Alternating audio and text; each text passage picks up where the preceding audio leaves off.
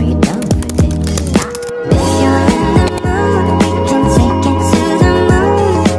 Just like a movie scene, table for two. No need to be fair, I want you instead.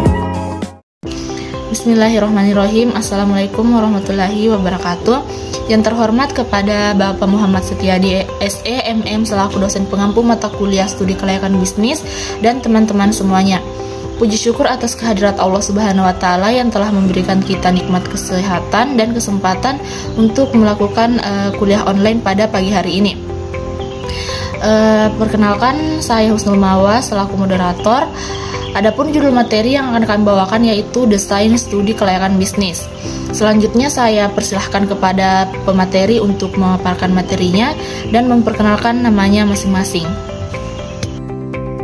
Assalamualaikum warahmatullahi wabarakatuh. Perkenalkan, nama saya Marcelina Tangwalin dengan NIM 2219209996. Baik, di sini saya sebagai pemateri pertama. Langsung saja. Pengertian studi kelayakan bisnis. Studi kelayakan bisnis adalah analisis mendalam yang dilakukan sebelum memulai suatu usaha untuk menilai apakah usaha tersebut layak untuk dijalankan dari berbagai aspek.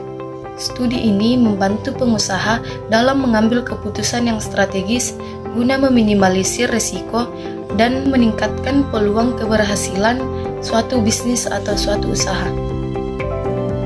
Baik, selanjutnya saya persilahkan kepada pemateri kedua.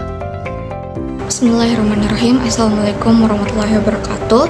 Perkenalkan, saya Sri Ayu Lestari, NIM 221931004. Di sini saya akan menjelaskan tentang tahapan-tahapan desain studi kelayakan bisnis. Tahapan yang pertama itu identifikasi produk. Kita harus menentukan produk dan jasa yang akan ditawarkan berdasarkan peluang dan kebutuhan konsumen. Tahapan yang kedua itu riset pasar. Kita harus menganalisis target pelanggan, kompetitor, serta tren industri untuk memahami potensi dan daya saing bisnis. Tahapan yang ketiga itu analisis aspek bisnis.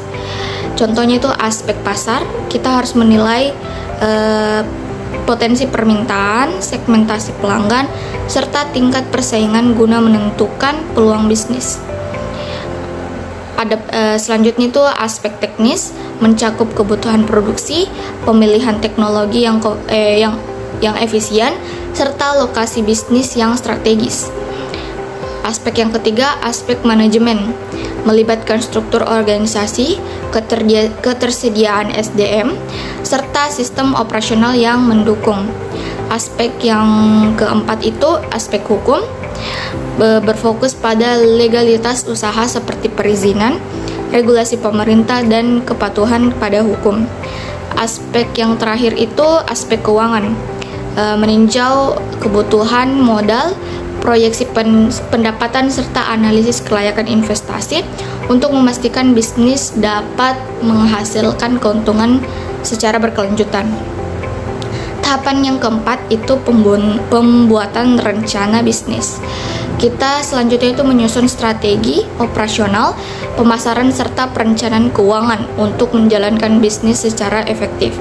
Tahapan yang terakhir itu evaluasi dan keputusan, menilai kelayakan bisnis berdasarkan hasil analisis dan membuat keputusan apakah bisnis akan dijalankan, dimodifikasi, atau dibatalkan.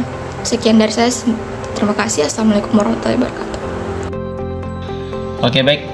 Sebelumnya perkenalkan, nama saya Ali Selamat dengan NIM 221920964. Nah, di sini saya akan melanjutkan materi yang telah disampaikan atau dipaparkan oleh teman kelompok saya sebelumnya. Nah, di sini materinya aspek-aspek dalam studi kelayakan bisnis. Nah, ada aspek yang pertama ada aspek pasar dan pemasaran. Nah, aspek pasar dan pemasaran ini adalah bagaimana caranya perusahaan menganalisis pasar untuk menentukan potensi pelanggan dan daya saing yang ada di pasar. Nah, biasanya faktor pasar dan pemasaran ini itu ditentukan lagi oleh beberapa faktor. Yang pertama ada faktor target pasar dan segmentasi pelanggan. Yang kedua ada persaingan dalam industri, dan yang ketiga strategi pemasaran seperti mulai dari promosi, harga, dan distribusi. Nah, selanjutnya ada aspek teknis dan teknologi. Nah, aspek teknis dan teknologi ini adalah lebih berfokus pada bagaimana caranya perusahaan menentukan kualitas barang, pilihan sistem produksi, dan teknologi apa yang akan digunakan untuk memproduksi suatu produk. Ya, biasanya lebih berfokus ke situ. Oke, selanjutnya ada aspek SDM atau aspek sumber daya manusia. Nah, dalam studi kelayakan bisnis, aspek SDM ini meliputi perencanaan, pengelolaan, dan biaya tenaga kerja. Nah, semakin baik perencanaan, pengelolaan, dan biaya tenaga kerja, maka perusahaan itu akan lebih bisa dikatakan lebih layak. Ya. Biasanya dalam aspek SDM ini, kualitas SDM itu biasa ditentukan dengan bagaimana mereka bisa berinovasi dan berkreativitas. Tentu semakin baik kreativitas dan inovasinya, maka kualitas SDM itu akan semakin baik. Oke, selanjutnya ada aspek hukum. Nah, selanjutnya ada aspek hukum. Dalam studi kelayakan bisnis, aspek hukum ini terbagi menjadi beberapa kategori. Salah satunya adalah legalitas. Nah, legalitas ini adalah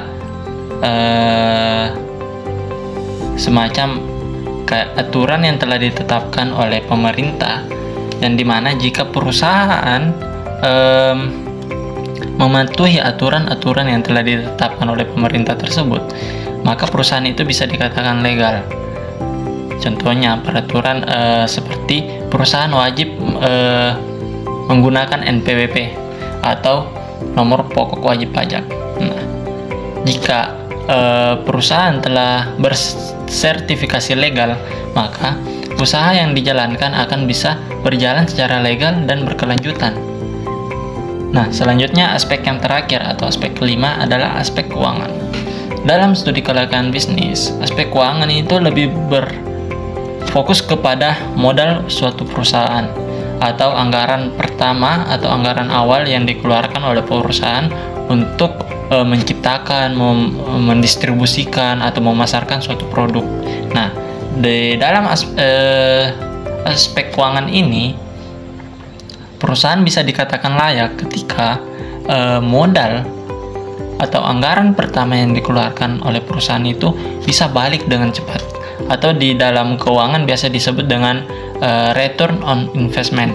Nah, jika modal suatu perusahaan itu bisa balik dengan cepat, maka perusahaan itu dalam segi keuangan dia dikatakan baik atau malah bagus sekali, ya.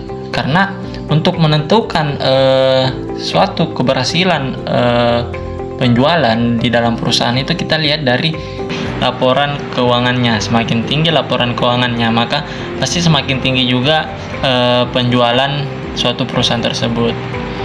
Oke, mungkin sampai di sini saja materi yang bisa saya sampaikan atau paparkan. Lebih dan kurangnya mohon dimaafkan. Saya kembalikan ke moderator. Terima kasih. Baik, itulah tadi pemaparan materi dari kelompok kami.